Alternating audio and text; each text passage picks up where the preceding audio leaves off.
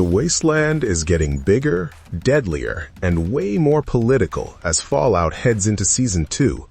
After the explosive events of Season 1, the series is no longer just about survival. It's about power, legacy, and who really gets to decide the future of what's left of humanity. From Vault-born idealists and ruthless Wasteland legends to corporate masterminds and war-hardened factions straight out of the games, Season 2 is stacking the deck with some of the most important characters Fallout fans have ever seen on screen. Welcome back to Your Nerdy Show. I'm your host, Spoiler Master, and today we're breaking down the top major characters in Fallout Season 2, the ones who will shape the fate of the Wasteland and decide whether this broken world can be rebuilt or destroyed all over again. My name is Lucy MacLean, and I'm an active contributor to the well-being of my community. Lucy MacLean. Lucy MacLean stands at the heart of the Fallout TV series as its moral compass and emotional anchor. Raised within the carefully controlled environment of Vault 33, Lucy grew up believing in the ideals Vault-Tec promised: safety, order, community, and a hopeful future. Her life underground shaped her into someone empathetic, optimistic, and deeply curious, but also dangerously unprepared for the cruelty of the Wasteland. When her father Hank is abducted in 2296, Lucy makes the defining decision of her life by stepping outside the vault, trading certainty for chaos in order to save him. This moment marks the beginning of her transformation from sheltered dweller to hardened survivor. As Lucy travels across the ruins of Los Angeles, she is repeatedly forced to confront the lies she was raised on.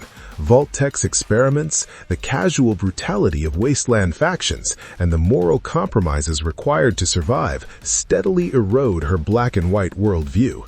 Yet unlike many others shaped by the apocalypse, Lucy clings to compassion even when it costs her. This makes her journey especially compelling, as Fallout has always been about whether humanity can retain its soul after the world ends. By Season 2, Lucy is no longer just reacting to events. She is becoming a figure capable of shaping the future, armed not only with experience, but with hard-earned resolve. Where's my fucking family? The Ghoul, or Cooper Howard.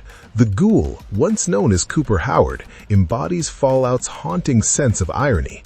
Before the Great War, Cooper was a charismatic Hollywood actor, a symbol of American optimism and manufactured heroism. When the bombs fell, that image was stripped away, leaving behind a centuries-old ghoul hardened by survival, betrayal, and endless violence. By 2296, Cooper is feared throughout the Wasteland, a legendary bounty hunter whose reputation is built on ruthless efficiency and unmatched marksmanship.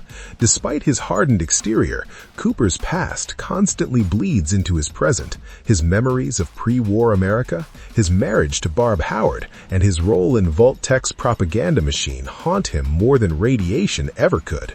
Unlike Lucy, who is just discovering the truth about the old world, Cooper lived it and watched it burn. His cynicism is earned, shaped by centuries of watching humanity repeat the same mistakes.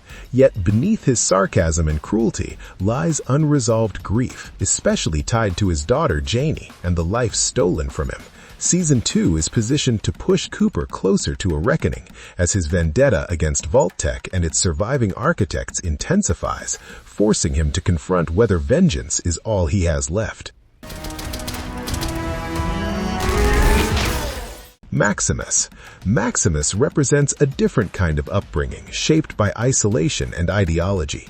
Raised by the Brotherhood of Steel, Maximus never knew the comforts of a vault, but he was still molded by a rigid belief system that promised purpose and belonging. Given the name Maximus by the Brotherhood, his identity is inseparable from their doctrine, even as he struggles to live up to it. As a rookie elevated to the rank of Squire, Maximus is thrown into the Wasteland as expendable expendable muscle assigned to retrieve an artifact tied to the mysterious Siggy Wilsig. Unlike Lucy's idealism or Cooper's cynicism, Maximus is defined by insecurity and survival instinct. He wants to be seen as worthy, respected, and powerful, yet often cuts corners when his life is on the line. His actions frequently blur the line between cowardice and pragmatism, revealing how the Brotherhood's ideals often clash with real-world brutality. As his path collides with Lucy and the Ghoul, Maximus begins questioning whether the Brotherhood truly stands for order or merely hoards power. In Season 2, his arc is primed to explore ambition, loyalty, and whether someone raised to follow orders can forge their own moral code. MacLean, reporting for duty, sir. Hank MacLean, Lucy's father, is the embodiment of Vault-Tec's polite monstrosity. To his children and the dwellers of Vault 33, Hank was a calm, reassuring overseer, dedicated to order and safety. In truth, he was an executive assistant to Vault-Tec, deeply complicit in the corporation's long-term experiments on humanity. His abduction by Lee Moldover is the inciting event of the series, but as more truths surface, Hank's role shifts from victim to something far more unsettling. Hank's beliefs are rooted in control. He genuinely believes that Vault-Tec's methods, no matter how cruel, are necessary to rebuild civilization. This ideological certainty makes him dangerous because he does not see himself as a villain. For Lucy, discovering her father's true role is devastating, forcing her to confront the possibility that the person she risked everything to save may be responsible for unimaginable suffering. In Season 2, Hank's survival positions him as a key player in Vault-Tec's lingering influence, potentially standing in direct opposition to his daughter's evolving sense of justice. What's this on the back of your neck? What the hell is Robert House. Robert Edwin House, better known as Mr. House, represents what happens when ego outlives humanity. A pre-war genius and the founder of Robco Industries, House foresaw the nuclear apocalypse and used advanced life preservation technology to survive it. From within the Lucky 38, he rebuilt New Vegas into a functioning city-state, ruled through an army of Securitrons and absolute control. Though central to Fallout New Vegas, his brief appearance in Season 1 of the series was a clear signal that his influence is far from over. In Season 2, House's role expands significantly, bringing the politics of the Mojave into the show's narrative. Unlike Vault-Tec's hidden experiments or the Brotherhood's militarism, House represents authoritarian stability. He believes humanity needs firm guidance, not freedom, and his vision of order is seductive in a broken world. As characters like Lucy and Maximus encounter New Vegas, House's philosophy will challenge their beliefs about leadership, morality, and what rebuilding civilization truly means. Do you mean Caesar? Caesar's Legion. Caesar's Legion is one of the most terrifying factions to emerge in Fallout lore, and its arrival in the series raises the stakes dramatically. Founded by Edward Sallow decades earlier, the Legion was built on Roman military ideology, strict hierarchy, and absolute obedience. Through conquest, enslavement, and indoctrination, the Legion carved a brutal empire across the Wasteland, held together not by law, but by fear and Caesar's cult of personality. By the time of the series, Caesar is dead, and the Legion is fracturing. Without his founder, the organization begins tearing itself apart as rival leaders attempt to claim the title of Caesar. This internal decay makes the Legion even more dangerous, as desperation fuels violence. Season 2 uses the Legion to explore what happens when authoritarian systems collapse, leaving behind only cruelty and chaos. Their presence serves as a stark warning of what humanity becomes when power is worshipped above all else. Well, it was great meeting you. I actually have to get back home. You can't go home, Son of Hank. Norm MacLean. Norm MacLean operates largely in the shadows, but his importance cannot be overstated. As Lucy's older brother, Norm remains behind in Vault 33 when she leaves, becoming the audience's eyes into the Vault's unraveling secrets. Curious and methodical, Norm begins investigating Vault 31 and Vault 32, slowly uncovering the horrifying truth behind Vault-Tec's long-term plans. Unlike Lucy, who faces physical danger in the Wasteland, Norm's battle is intellectual and psychological. Each discovery strips away the illusion of safety the vault provided, forcing him to question his upbringing and his father's authority. Norm's storyline reinforces one of Fallout's core themes, that control and secrecy are often more dangerous than open chaos. As Season 2 unfolds, Norm's discoveries could have consequences far beyond the Vault, potentially exposing Vault-Tec's experiments to the wider world. That will wipe out 90% of life on Earth, and I come home, and you're talking to me about hiding out at... Barbara Howard. Barbara Howard, Cooper's ex-wife, is a chilling example of corporate loyalty taken to its extreme. As a high-ranking Vault-Tec executive, Barb genuinely believed she was securing a future for her family by aligning with the company. Her promise of a special management vault reveals Vault-Tec's true priorities, preserving power rather than people. While Cooper was deployed during the Sino-American War, Barb climbed the corporate ladder, becoming deeply entangled in the systems that would destroy the world. Barb's relationship with Cooper adds emotional weight to the show's critique of corporate greed. She's not portrayed as cartoonishly evil, but as someone who convinced herself that the ends justified the means. Her actions directly contributed to Cooper's fate, making her legacy a source of pain and anger that fuels his storyline. Season 2 has potential to further explore Barb's role, either through flashbacks or revelations that deepen the tragedy of the Howard family. It's passing in your telegrams. When blight hit our wheat. Lee Moldaver, or Kate Williams.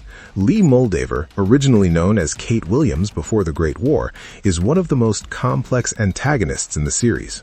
A nuclear fusion scientist and R&D specialist, Moldaver represents the road not taken by humanity. Unlike Vault-Tec executives who sought control, Moldaver believed in using technology to restore the world. After surviving the apocalypse, she became a leader within the New California Republic, commanding forces from the Griffith Observatory. Her abduction of Hank MacLean is not driven by cruelty, but by necessity, as she seeks to unlock Vault-Tec's secrets. Moldaver's actions blur the line between hero and villain, forcing Lucy and the audience to question whether morality can exist in a world built on lies. Even after her death in Season 1, Moldaver's influence lingers, shaping the conflict between Vault-Tec, the NCR, and emerging powers in Season 2. Of Vault 32, Stephanie Harper. Steph Harper is the quiet face of Vault-Tec's long game, a former Vault-Tec employee and graduate of Bud Askin's Buds program. Steph was selected to become part of a disturbing experiment in engineered leadership. Kept in cryostasis and periodically awakened, she was placed in Vault 32 to oversee dwellers and participate in controlled breeding programs designed to create perfect managers for the future. Her appointment as overseer of Vault 32 reveals the chilling extent of Vault-Tec's ambitions. Steph is not a mad scientist or violent enforcer. She is a bureaucrat who believes in the system. This makes her one of the most unsettling characters in the series, as she demonstrates how ordinary people can perpetuate extraordinary evil when convinced it is for the greater good. Season 2 is poised to further explore her role as Vault-Tec's experiment begins to unravel. CX-404, or Dogmeat. CX-404, later known as Dogmeat, provides a rare source of loyalty and innocence in a world defined by betrayal. Originally an experimental dog raised by the Enclave, CX-404 was spared from incineration by Siggy Wilzig and raised with care rather than cruelty. Her bond with Wilzig, and later with the Ghoul and Lucy, highlights the capacity for kindness that still exists in the Wasteland. Dogmeat's presence is more than symbolic fan service. She represents the possibility of connection without manipulation, a stark contrast to the power structures dominating the series. As Season 2 unfolds, Dogmeat remains a reminder that survival does not have to come at the cost of compassion, reinforcing one of Fallout's most endearing themes. Even after the end of the world, something worth protecting still remains.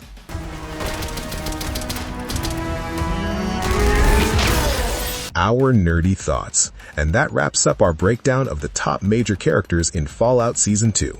With Vault-Tec's secrets coming to light, New Vegas rising on the horizon, and brutal factions like the Legion stepping into the spotlight, the Wasteland is more dangerous and more fascinating than ever. Every one of these characters is standing at a crossroads, and the choices they make next could change the future of the Fallout world forever. If you enjoyed this deep dive, don't forget to like the video, subscribe for more Fallout lore, breakdowns, and ending explanations, and let me know in the comments which character you're most excited to see in Season 2. Until next time, keep your Pip-Boy charged, stay out of the radiation, and I'll see you in the Wasteland. No, what the heck, I'll laugh anyway.